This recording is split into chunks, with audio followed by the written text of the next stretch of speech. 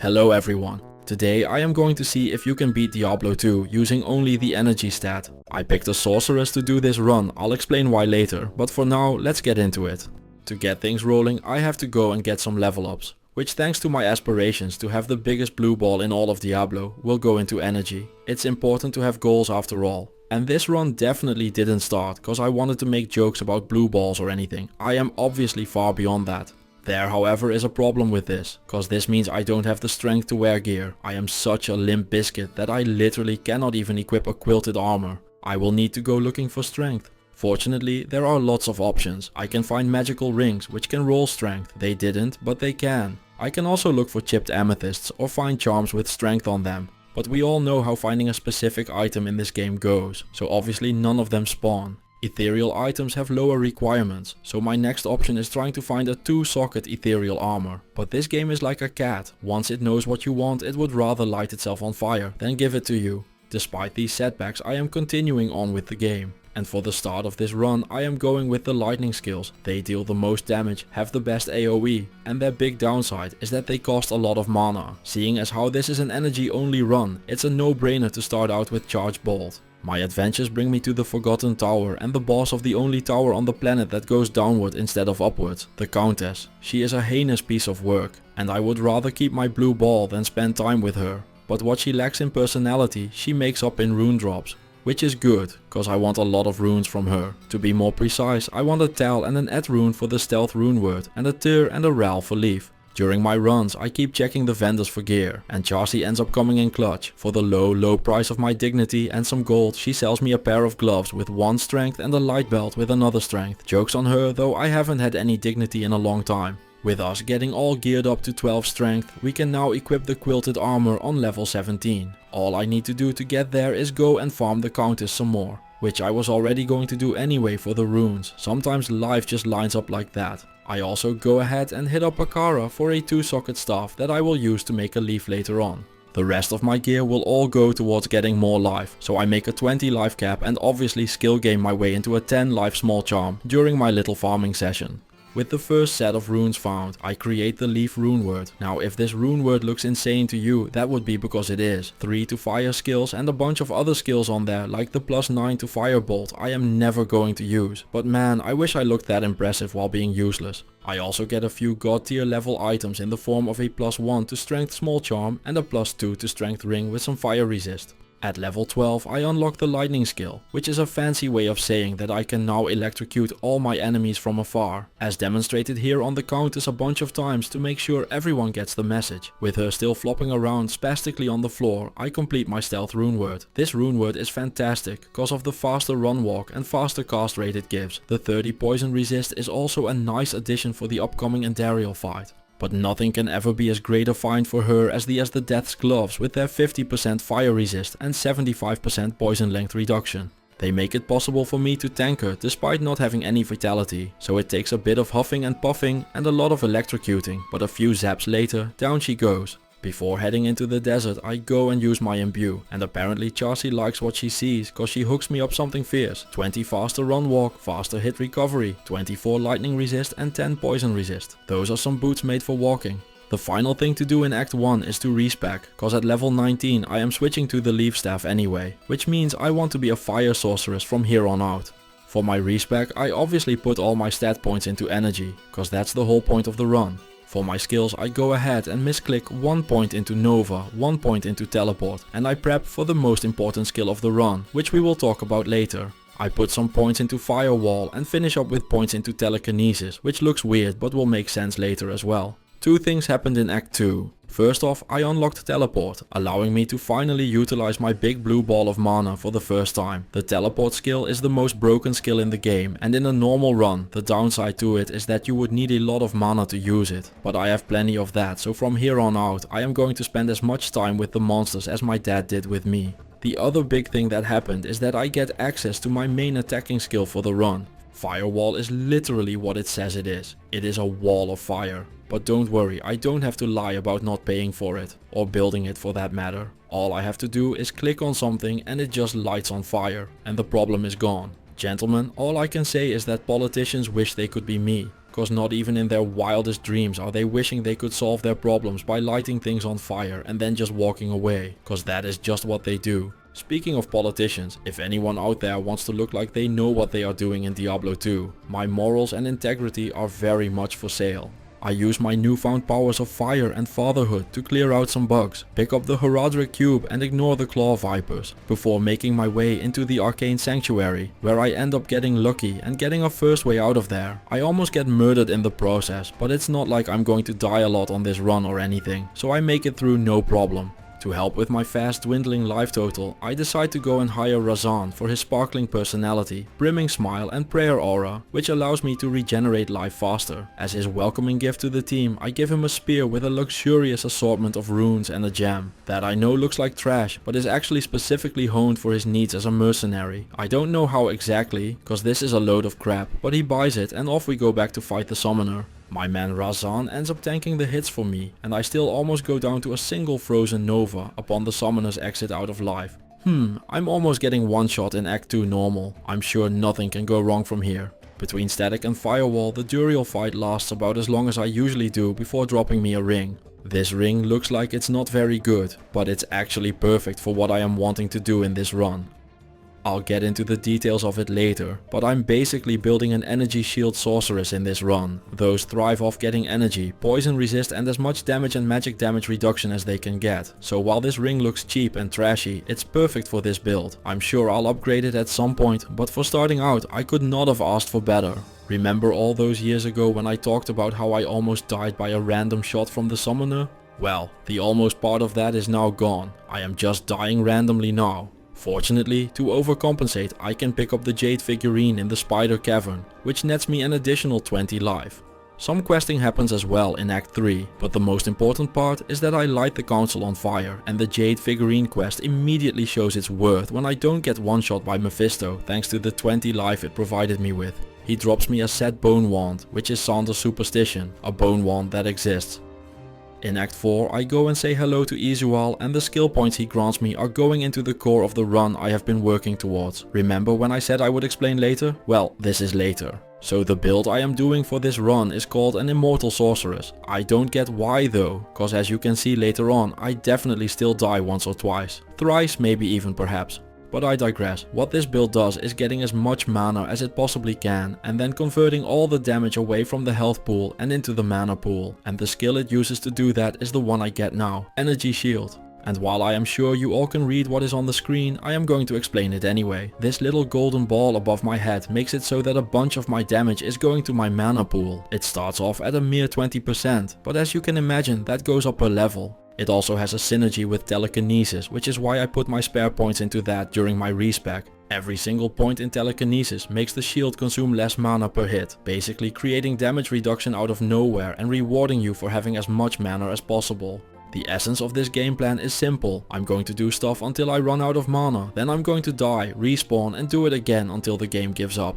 And that, my dear viewer, is why I picked the sorceress for this run. But Diablo 2 wouldn't be Diablo 2 if there wasn't at least one exception. In this case it's poison damage that is the Achilles heel. You have a very low life total and poison isn't stopped by energy shield, meaning that poison will make you regret every life choice you've ever made. This however can be fixed by just bringing and drinking antidotes, which is exactly how I'm doing things the rest of the run. Despite having a game plan, there are still problems around every corner. Currently I only have Firewall as an attacking skill. The Grand Vizier of Chaos however isn't much of a wall builder, with the hole being a ghost thing making bricks fall through him. All I can say for this fight is that I'm just happy Razan is here. Well, at least he is here until he isn't, because some things in the game just obliterate mercenaries and well, Diablo is one of them. For my revenge I just pretend the fight is hard while I static him to 1 HP and light him on fire. The Grand Charm I picked up turns out to have 5 strength on it, and while every fiber in my body wanted to sell it to Mala, I remembered just in time what kind of run I was doing again and managed to stop myself.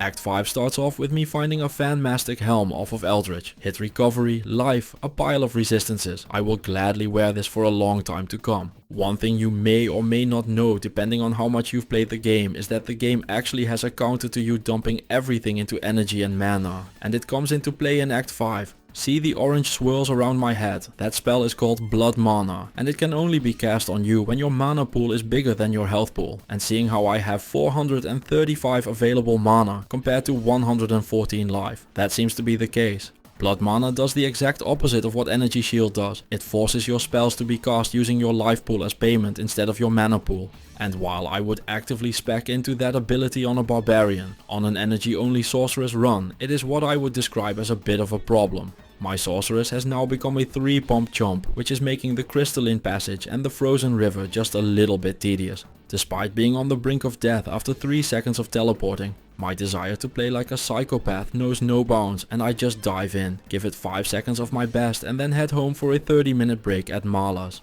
Thinking about it now, it's no wonder I feel so at home with this run. During all of this, the monsters were laughing at me for trying an energy only run, but after Frozenstein they aren't laughing at me anymore, cause I'm dead. Death isn't very sticky though, so I go and save Anya before heading on towards the Ancients fight. And I can report that in this fight I am actually able to take a few hits thanks to Energy Shield, so I have a few seconds to light them on fire, which is exactly what I end up doing. The experience boost you get as a reward for this quest gets me to level 31, which seemed like as good a time as any to show what things are looking like on the non-energy shield part of the build. I'm spexing into Firewall and Fire Mastery, and obviously I'm still at base everything except energy stat wise. Resistance wise I am going to only look at lightning and poison, cause I like those numbers a lot more than what's going on in the other half. Razan promotes to being a doctor after giving Bel's minions a colonoscopy. The Bale fight is the hardest in the game for the immortal sorceress, cause he can cast the blood mana spell I talked about earlier. In normal however, it isn't much of a problem, and with Bale going down we have mostly completed the tutorial.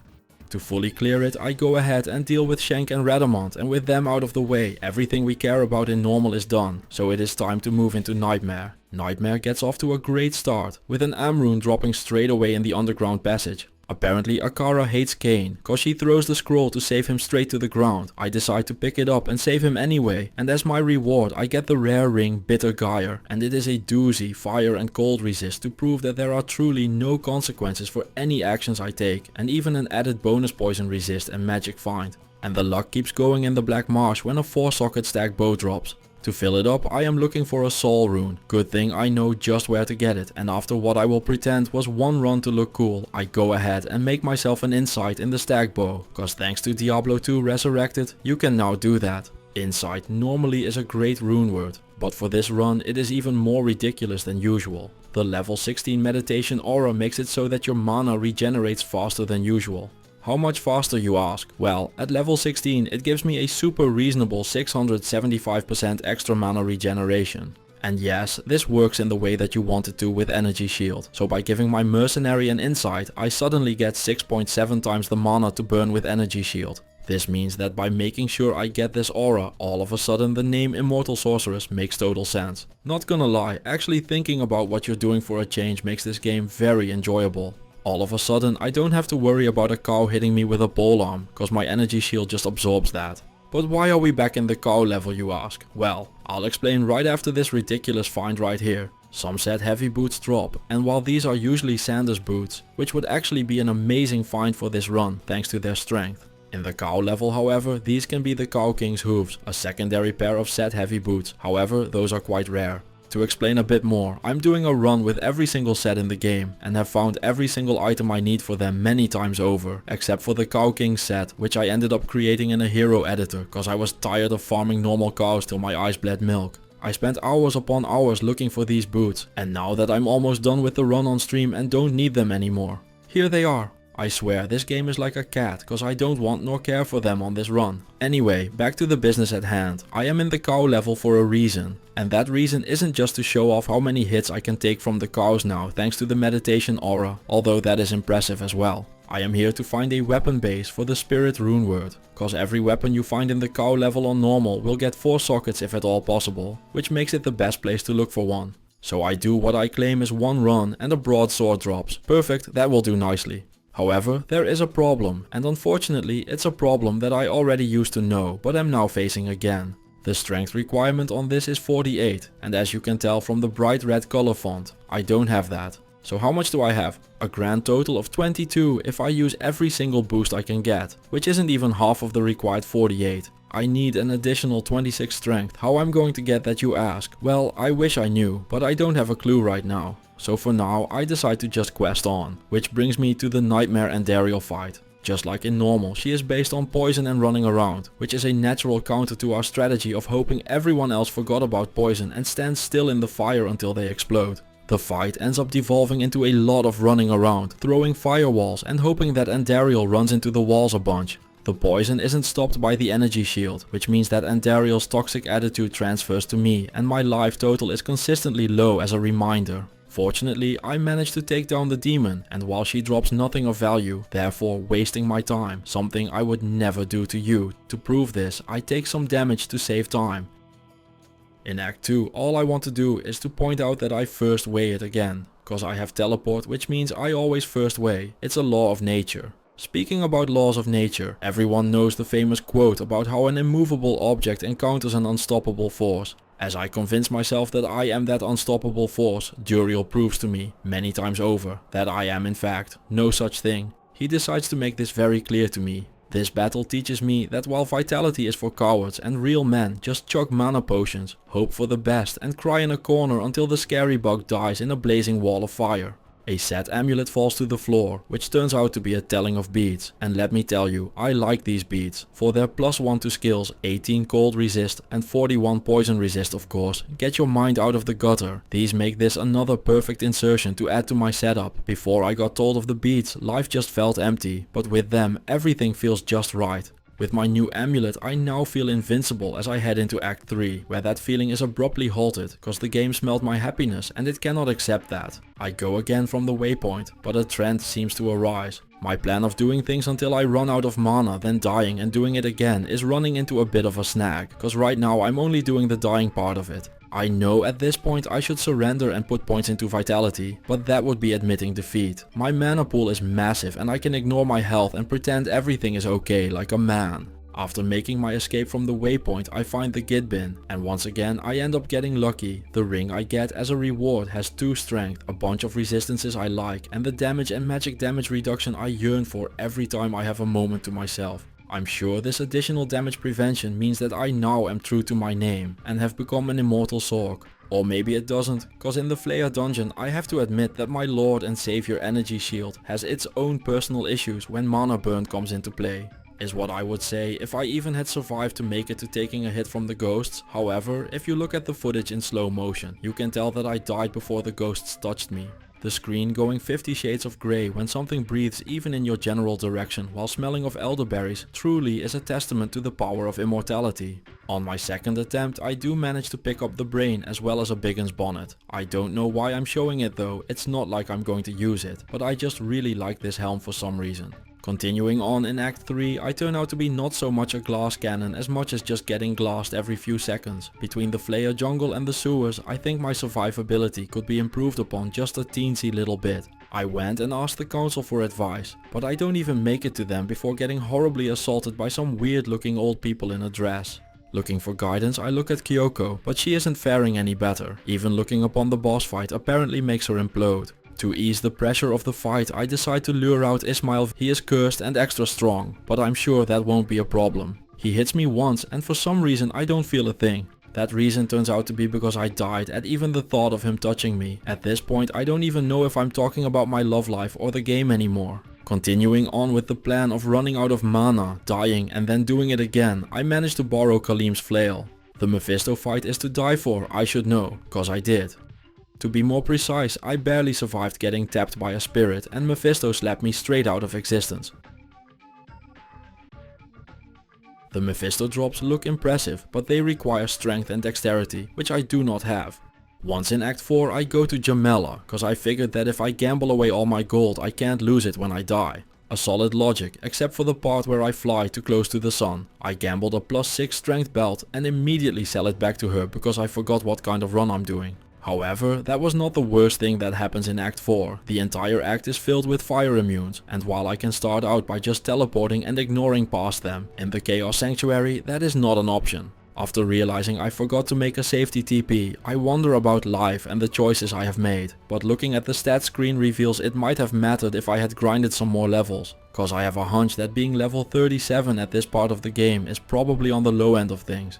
Instead of leveling up, I decide to go to Akara and switch my build. I do everything the same, except this time I lean fully into my fetish for blue balls and spec into frozen orb. Between my mana pool and the orbs, I'm now carrying more blue than a Smurf funeral. But I haven't seen a cold immune yet, so those don't exist and we can move on no questions asked. I'm sure I won't run into a cold immune anytime soon, so I start clearing out the sanctuary, and what would you know, Lord Desace is not only cold immune but also fire immune. Dick move game, dick move. It's a good thing Kyoko is here, cause she does have the physical damage needed to take him out. Still doesn't make it any less of a dick move from the game though. Between the firewall and static, Diablo goes down easy enough. He ends up dropping unique chain gloves, which are chance guards. These can roll with 25 to 40 magic find. We end up rolling 34, but it doesn't matter. We don't have the 25 strength to wear them. If only we hadn't sold back the 6 strength belt. In Act 5, I decide to farm some levels. To do this, I visit Eldritch. He ends up dropping me a +2 strength small charm. It doesn't look like much, but little things like these add up.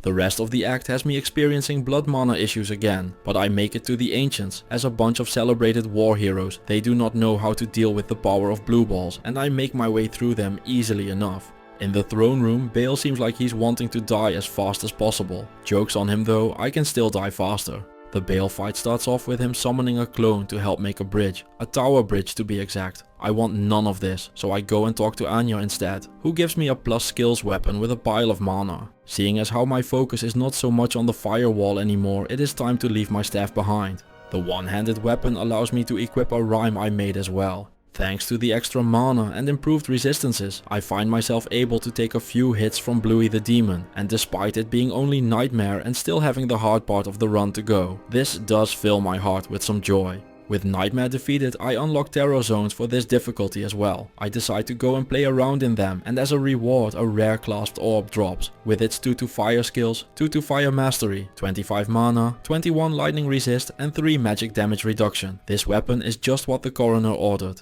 Despite having great luck all run so far, tragedy does strike as during the terror zone grind my helm starts breaking, which means I need a new one. The most consistent way to get a helm is by going to the countess and asking her very nicely for a soul rune. She says no at first, but methinks the lady doth protest it too much, so I ask a few more times and she lays her soul to bear. I use it to make a lore helm. This rune word is everything I could ever want, plus 2 skills, 10 more energy, 30 lightning resist and the damage reduced by 7 I crave. To make sure I don't lose gold while dying, I keep fueling my gambling addiction, and like they say, you're always one gamble away from winning big. So I kept going until I got a belt with faster hit recovery, 30 life, lightning resist and fire resist. To top it off, I also gamble +5 to strength gloves to keep on crawling my way towards the 46 strength I want for the broadsword I found all the way back in the cow level. With my new gear, I decide to venture on into hell, which starts off with the Den of Evil. In here I can throw frozen orbs at the Fallens, and all I have to do to defeat Corpse Fire is to just keep luring him through the firewalls.